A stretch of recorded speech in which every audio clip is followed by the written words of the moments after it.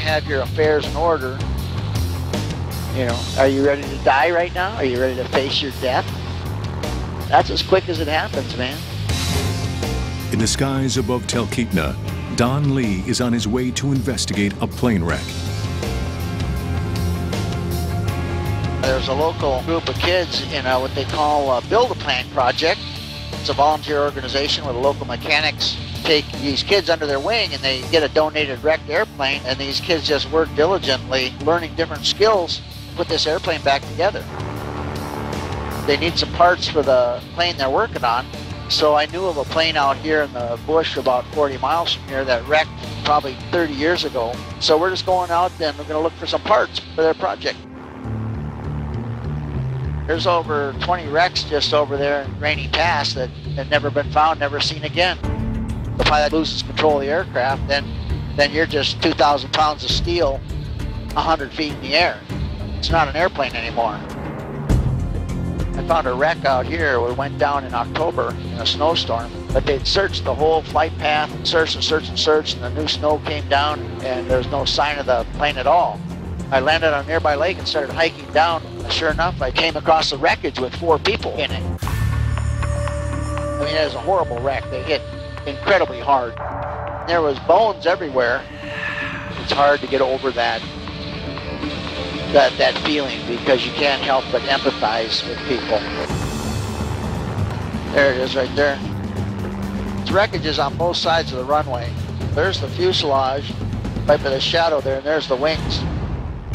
The plane crashed while landing. Now Don must use the same dangerous airstrip.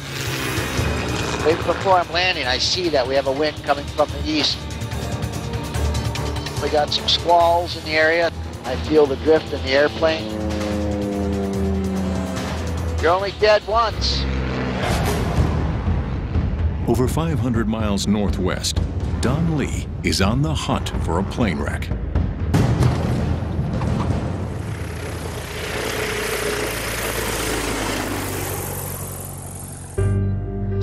It wrecked in about 30 years ago, and we're building a plane very similar to it. And I'm just taking some general pictures so the mechanics can see if they can use any parts to it.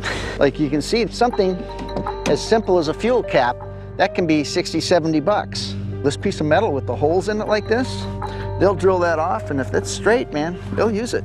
Anytime you come across an accident scene or a wreckage site, my first thought is, that pilot, he had a family, maybe he had children, he had people that were concerned about him. He took off to go have fun and fly airplanes. Now he's dead.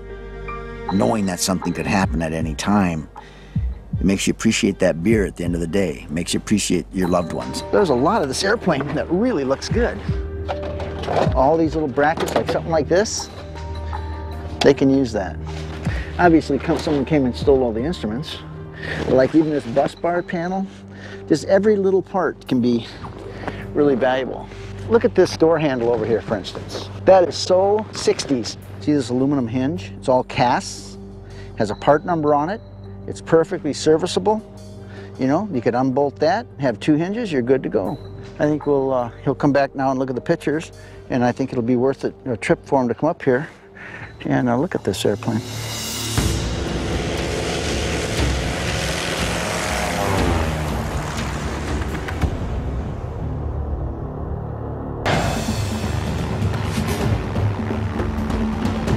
In the skies above Talkeetna, Don Lee's bringing supplies to an eccentric friend living in the bush.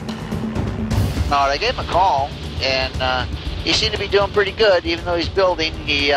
All he said he needed was some beer, some scotch, and a loaf of bread, so he'll be glad to get that.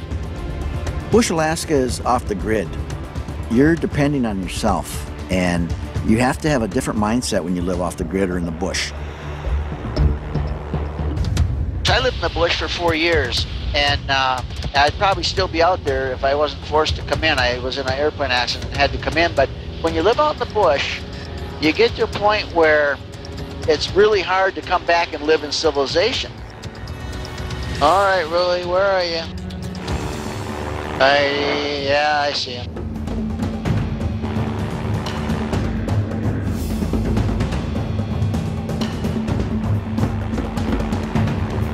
Well, let's see what's going on.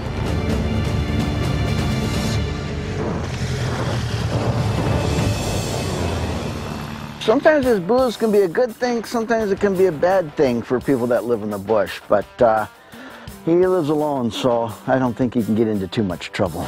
Well, what do y'all think, guys? Need a hand with anything? Hey, let's see, I hope this is your brand. Yeah, white. Woo! Oh yeah, what the hell's this? Oh, Yeah. that's a de-icing fluid. For additional purposes. Yeah, of course. Well, let's go see how you're doing out there. We're gonna be going up some pretty rough little roads here, guys. Are we gonna get back by dark? Yeah, yeah. Oh, all right. I was just checking. Yeah, yeah. How long you been living out here, Willie? In this area, 20 years. Survived bear attacks, I've survived mean women, I've survived mean guys. I had to shoot a bear in my house here last year, over here at the other place. Right in the house? Yeah, it scared me to death. It was tearing everything to pieces, and I thought it was a drunk. Oh, God. A friend of mine, because he comes in there drunk sometime, but generally he just passes out. Well, this bear wasn't passing out. And I put my headlight on it, and I kept telling him that I threw him a sleeping bag and a pillar down there, and he just kept tearing up stuff. Then I said, hey, let me see what I got in here with me. And so I shined a light, and then I knew it was a bear. Good God. And then it was coming over towards me, and I shot it right in the throat. Right in the living room? Right Yeah. in the house? Yeah, Good. I got pictures of it to back me up. Uh-oh, wait a minute. Here we go. We're hanging on. Give All her right. the gun. It'll get a little bumpy. It ain't gonna make it. No, she's slick, isn't it? It's too slick for me, y'all. Wait a minute. It ain't gonna make it. No, she's slick, isn't it? It's too slick for me, y'all. Back in the deep woods, Don, Lee, and Willie face trouble on the ground. Wait a minute. This ain't gonna make it. I'll show you what we'll do about this. Okay. So Let you're me the try it boss. one more time. All right. Y'all okay? We're doing good. There's still a lot of people that live off the grid, that live in the bush, enjoy that lifestyle. Usually you're running from something or away from something. And Willie is probably doing both. So Georgia to Alaska. Yeah, Man, that's a long ways. yeah. Georgia too small for you? No, no, no. I was gonna go to prison. Prison? Yes. Oh my God, what for? For killing my ex-wife, for one thing. Really? I didn't do it, though. Really? Okay. I thought about it. Look here. There it is.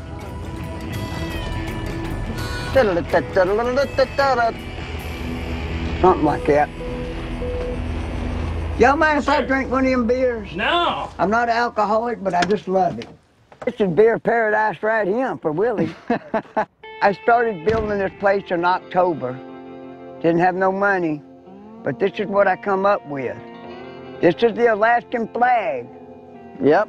That's the Big Dipper up there, and that's gold metal flake on there. When I come in here with my snow machines at night, it lights up. This is my outhouse right here. I'm not through with it either, but I'm working on it. Look at that. is. Pretty darn nice. This is my Atlanta Falcons, boys. I see that. I'm very loyal. I've been with them almost 40 years. Lose, win, or draw. I'm not like everybody else. They run to whoever's winning, not me. I stick with these guys regardless. And this is my United States side, and I'll have flags up there. Oh, yeah. My buddy carved this for me. God bless his soul, he died right over here. Oh, my God. Oh, yeah, they found him 50 yards from his house, buck naked. So he's gone, but he carved this book for me. Look at that. I've got real human hair that goes on there, too. Oh, really? Yep. Good God, you got a sword, too. Of course. I dressed up on 4th of July. I'm gonna have a shot of liquor. I always dedicate my shot of liquor to Robert E. Lee. Okay. God bless Robert E. Lee. Oh, Lord, don't let him out.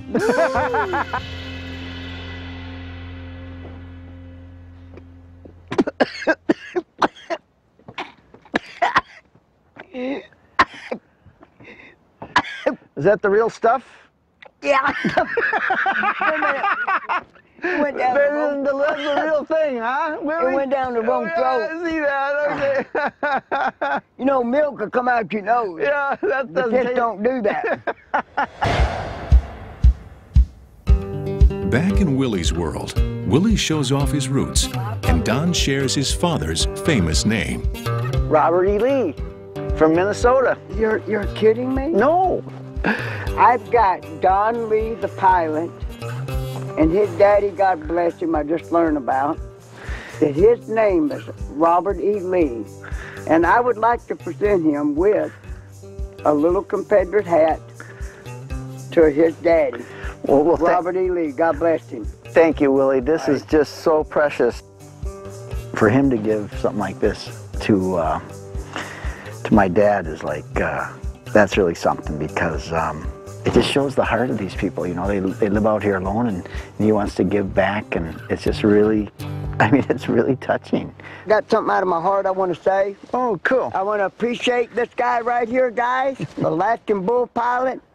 If one of us get hurt out here, we have no the hell way out of here quick. We get cut, we get slashed, we get chainsawed, fall out of a tree, a bear whacks us. We got no way out. 4 or 5 hours. When a pilot comes in here and risks his life in bad weather to pick up an emergency guy, God bless him, man. Thank you, Don. Anytime, Willie, day or night.